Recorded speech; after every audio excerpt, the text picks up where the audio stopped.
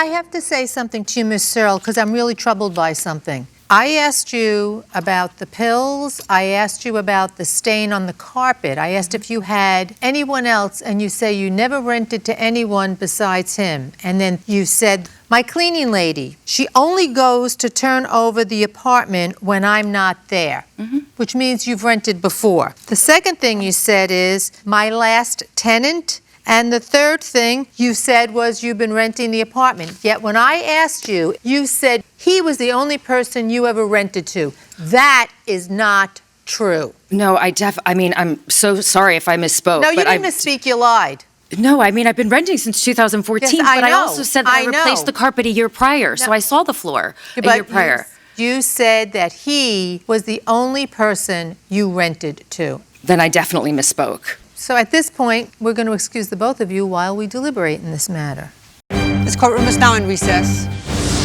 You know, initially I found her credible, and I found him a little all over the place, and I kind of felt as though maybe he's the kind of person that people take advantage of, and he might have had guests who abused his property and his home. Of course, it would be his responsibility. But then on the other hand, I was not comfortable with the plaintiff's allegation that he was the only tenant that she ever rented to there. So I have an issue with her credibility, and I don't think that he is responsible for all of the problems that she's had there. In terms of her credibility, I really don't come to the conclusion that she's deliberately lying about what she perceives are the damages. But I do think that she has not produced sufficient evidence of the values with respect to the items that she's I'll go with that.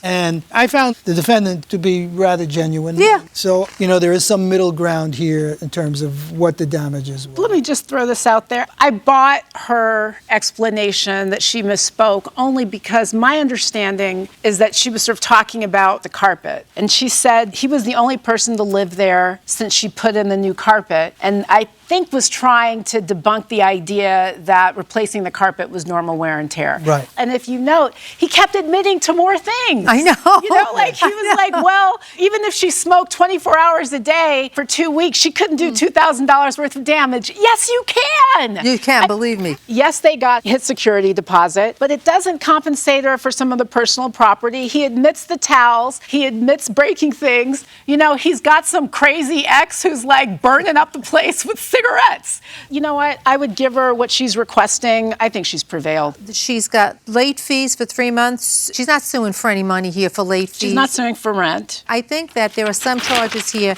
that she may feel she's entitled to, but I don't think she's legally established. And what do they amount to? About $300? I'm going to go. Come on, you all. Let's give it. Come on. So what do you want to do? Make you want her to give whole. her let's just give her $2,000 flat. That takes off the $300. I would I join can live with that that. for the purpose of unanimity and compromise. $2,000. Okay.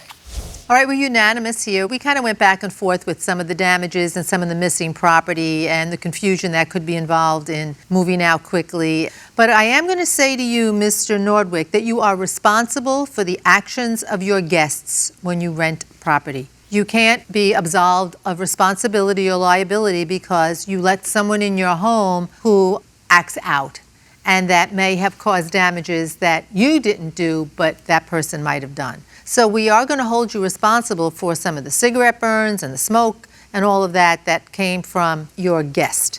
And we did find that, for the most part, the information that you provided was consistent with the damages that either he admitted to or that we actually saw proof of.